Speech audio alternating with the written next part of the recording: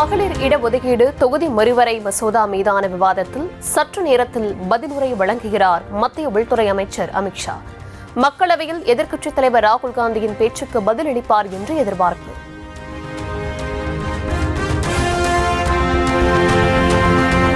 மத்திய அரசு கொண்டு வந்துள்ளது மகளிருக்கு அதிகாரம் அளிக்கும் மசோதா அல்ல, இந்தியாவின் தேர்தல் வரைபடத்தையே மாற்றும் முயற்சி. மத்திய பாஜக அரசின் செயல் வெட்கக்கேடானது என மக்களவை எதிர்க்கட்சித் தலைவர் ராகுல் காந்தி சாடல்.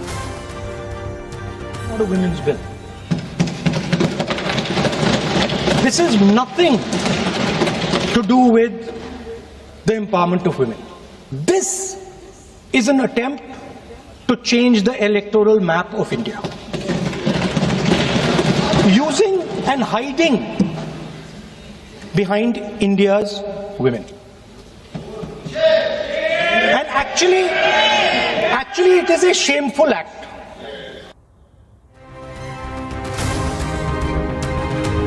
தென் மாநிலங்கள், வடகிழக்கு மாநிலங்கள், சிறிய மாநிலங்களின் அதிகாரத்தை பறிக்கும் மத்திய அரசின் செயல் தேசத்திற்கே எதிரானது. மத்திய பாஜக அரசின் எண்ணம் ஒருபோதும் நிறைவேறாது என்றும் ராகுல் Gandhi திட்டவட்டம். Telling the South Indian states, you are telling the northeastern states, you are telling small states in India that in order for the BJP to remain in power, we are going to take away representation from you. This is nothing short of an anti-national act. This is what you are doing. And under no circumstances are we... Balakot, demonetisation, Sindoor போன்ற மேஜிக்குகளை செய்த மந்திரவாதி கடைசியாக மாட்டிக்கொண்டார். மகளிர் மசோதா, தொகுதி மறுசீரமைப்பு மசோதா தொடர்பான விவாதத்தில் பிரதமர் மோடி மீது ராகுல் கடும் விமர்சனம். The truth is the magician has been caught.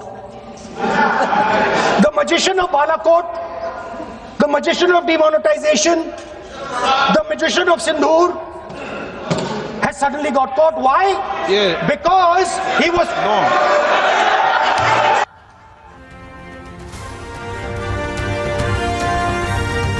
பிரதமர் மோடிக்கு எதிராக மந்திரவாதி போன்ற முறையற்ற வார்த்தைகளை பயன்படுத்தியதாக ராகுல் காந்தி பேச்சுக்கு நாடாளுமன்ற விவகாரத்துறை அமைச்சர் கிரண் ரிஜிஜு எதிர்ப்பு.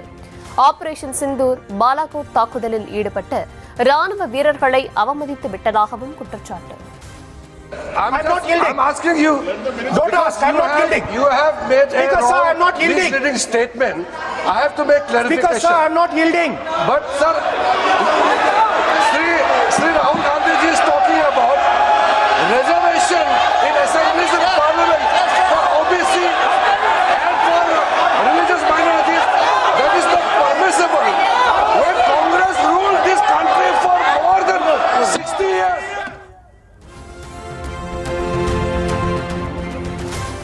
தமக்கும் பிரதமர் மோடிக்கும் மனைவி பிரச்சனை இல்லை என கூறி சிரிப்பலையை ஏற்படுத்திய ராகுல் காந்தி. மக்களவையில் மகளிர் இடஒதுக்கீடு மசோதா உள்ளிட்ட அரசியலமைப்பு சட்ட திருத்த மசோதா மீதான விவாதத்தின் போது சிரிப்பலை. Prime Minister and myself don't have that wife issue. So we don't get that input, but we have our mothers and our sisters.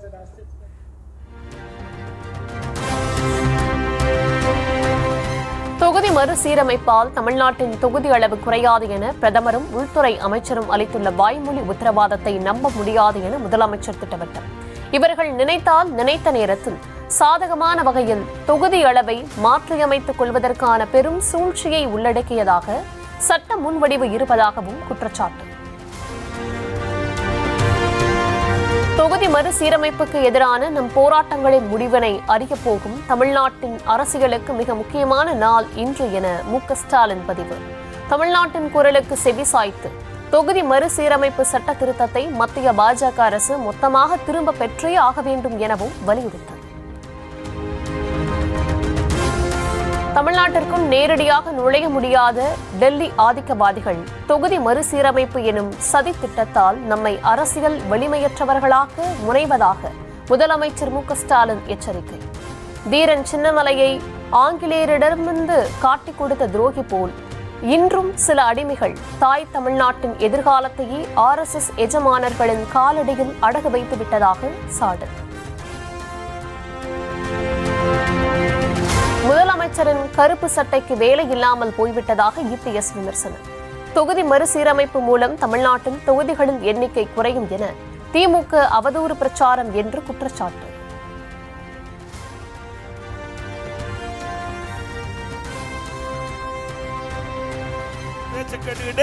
கருப்பு சட்டை போட்டார்.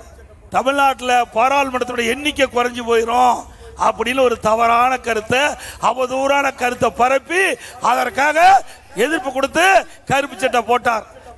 ஸ்டாலின் அவர்களே, நேற்றைய தினம் பாரத பிரதமர் நாடாளுமன்றத்தில் தெளிவாக சொல்லிவிட்டார். தமிழகத்தில் இப்பொழுது இருக்கின்ற 39 நாடாளுமன்றத்தை 59 நாடாளுமன்றமாகப்படும். தமிழ்நாட்டில் தேர்தல் நடைபெறும் போது டெல்லியை இழுப்பது ஏன் என முதலமைச்சருக்கு EPS கேள்வி. முதலமைச்சருக்கு இதுதான் கடைசி தேர்தல் என்றும் அதிமுக ஆட்சி அமைப்பதை வேடிக்கை பார்ப்பார் எனவும் விமர்சனம். தமிழ்நாட்டுக்கும் டெல்லிக்கு தான் பிரச்சனை. தேர்தல் எங்க நடக்குது? அப்புறம் டெல்லி எதுக்கு இருக்கிற? தமிழ்நாட்டில் நடக்குது. என்ன சட்டமன்ற தேர்தல் தானே? அப்புறம் டெல்லிக்கு எதுக்கு பேசிட்டு இருக்காரு? இதோட கடைசி தேர்தலுங்க. இல்லைங்க, அவர் நல்லா இருக்கட்டும், சந்தோஷமா இருக்கணும். நம்முடைய வேட்பாளர்களை வெற்றி பெற்று அதிமுக ஆட்சி அமைக்கத அவர் வேடிக்கை பார்க்கணும். கார்ப்பரேட் கம்பெனி போல செயல்படும் திமுக குடும்ப கட்சி என எடப்பாடி பழனிசாமி விமர்சனம். வாழை மரத்தின் இடைக்கன்று போல துணை முதலமைச்சர் உதயநிதி ஸ்டாலின் முட்டிக்கொண்டு இருப்பதாகவும் கிண்டல். அது கட்சி அல்ல, கார்ப்பரேட் கம்பெனி. அது கிராமத்தில் சொல்லுவாங்க, வாழை மரத்தில் இடக்கன்னு முட்டும் பாத்தீங்களா, அப்படி முட்டிட்டு இருக்குது ஒண்ணு. யாரு? திரு உதயநிதி.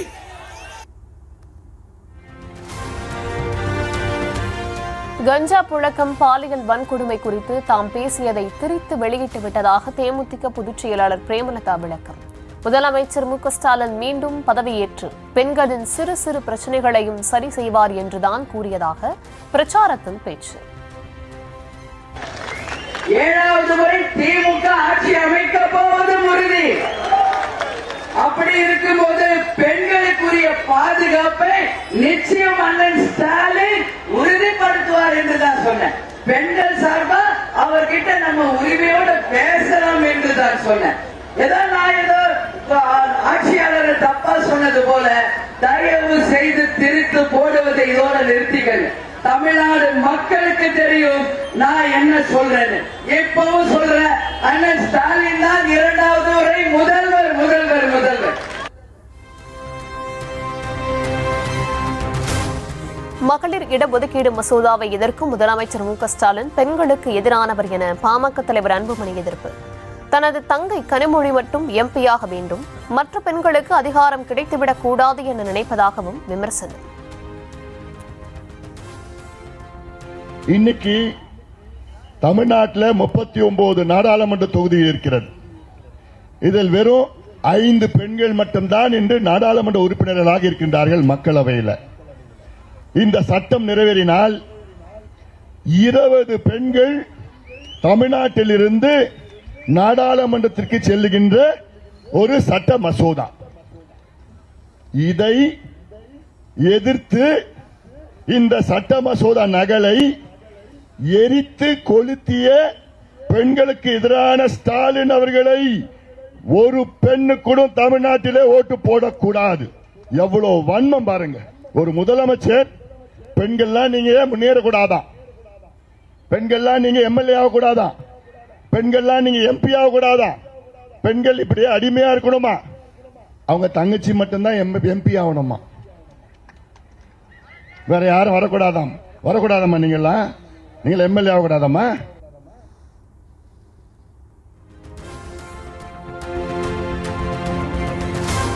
தொகுதி மறுசீரமைப்பு தொடர்பாக முதலமைச்சர் மேற்கொண்ட பொய்யான பரப்புரை முறியடிப்பு என அன்புமணி பேச்சு.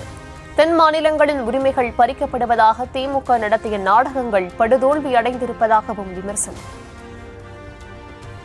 இந்த தேர்தல் பிரச்சார தொடக்கத்திலமா ஸ்டாலின் அவர்கள் நான் 5 ஆண்டு காலம் இந்த திட்டத்தை கொண்டு வந்த, அதை சொன்னேன் இதை சொன்னேன்னு பொய்ய சொன்னாரு, எடுப்படல. நீங்க யாரும் நம்பல. தமிழ்நாட்டில் 50 விழுக்காடு தொகுதிகள் அதிகரிக்கப்படும். எல்லா மாநிலத்திலையும் 50 விழுக்காடு தொகுதிகள் அதிகரிக்கப்படும். அவ்வளவுதான். இதுல எங்க யாருக்கு குறைச்சது, யாருக்கு அதிகமாயிடுச்சு? என்ன கணக்கு, என்ன பொய் சொல்றீங்க? ஸ்டாலின் அவர்களுக்கு வேற எதுவும் சொல்ல தெரியல, வேற எது சொல்லி ஓட்டு கேட்க தெரியல.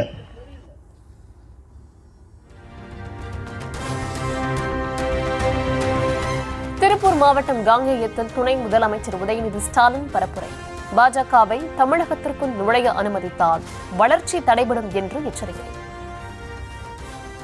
இந்த திருப்பூர் மாவட்டத்துடைய வளர்ச்சி அடுத்த கட்டத்துக்கு போகணும்னா மீண்டும் நம்முடைய திராவிட மாடல் ஆட்சி அமையணும். சங்கை கூட்டத்தை உள்ள விட்டோம்னா இந்த மாவட்டத்துடைய வளர்ச்சியை கெடுத்துருவாங்க, அடியோடு நிப்பாட்டிடுவாங்க.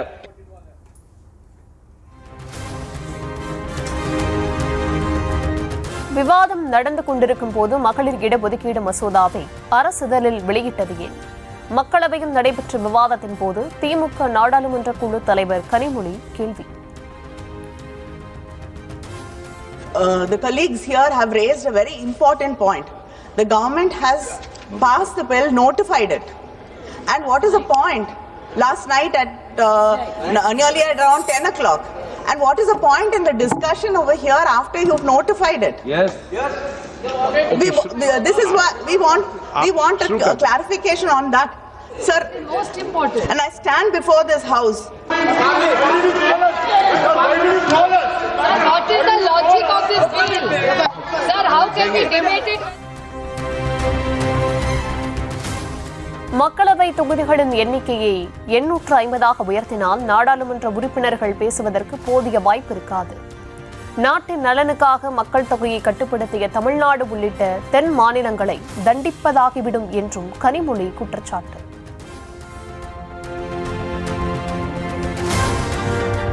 ஒவ்வொரு மாநிலத்திற்கும் 50% என்ற அளவில் மக்களவை தொகுதிகளின் எண்ணிக்கையை உயர்த்துவதாக அமித்ஷா கூறுவது எப்படி? மசோதாவில் இருப்பது ஒன்றாகவும் அமித்ஷா கூறுவது வேறொன்றாகவும் இருப்பதால் மறுசீரமைப்பு செய்யாமல் மகளிருக்கு இடஒதுக்கீடு வழங்க கனிமொழி வலியுறுத்து. செய்திகளை உடனுக்குடனும் துல்லியமாகவும் தெரிந்து கொள்ள சப்ஸ்கிரைப் பண்ணுங்க.